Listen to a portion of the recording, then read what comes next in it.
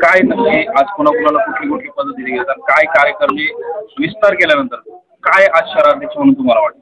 सर्वप्रथम मी आपल्या न्यूज चॅनलचं मनापासून आभार व्यक्त करतो.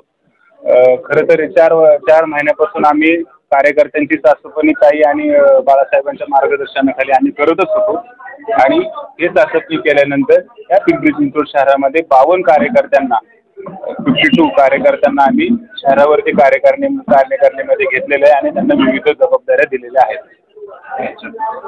पुढे उमेदवारी मागताय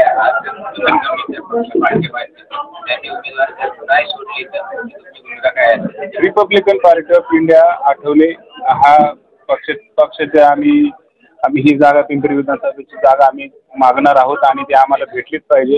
कारण की 2014च्या निवडणुकीमध्ये रिपब्लिकन पक्ष हा महाराष्ट्रामध्ये 1 नंबरचा पक्ष, ज्या 48,000 मतदान आम्हाला ताईंच्या माध्यमातून पडलेलं आहे आणि तो पक्ष जर रिपब्लिकन पक्षाला या भारतीय जनता पार्टी असेल, शिवसेना असेल, राष्ट्रवादी असेल, हा जर पिंपरी सोडले नाही तर आम्ही तिन्ही विधानसभेमध्ये भारतीय जनता पार्टीचं, राष्ट्रवादीचं आणि शिवसेनेचं काम करणार नाही आहोत आणि याच्यावरती आम्ही ठाम आहोत. इथून मागे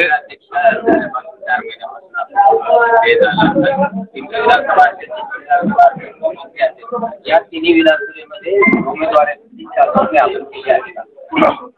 हो, नक्कीच उमेदवारीची चाचपणी केलेली आहे आणि आमच्या पक्षामध्येच आणखी भरपूर कार्यकर्ते इच्छुक आहेत. आम्हाला अप्रोच होत आहेत, आम्हाला जागा मागतात, बाबा निवडणूक आम्हाला लढवायची आहे. आम्हाला भरपूर कार्यकर्ते फोनवरती कॉन्टॅक्ट करून पक्षाकडे येण्याचा रेटा वाढला आहे.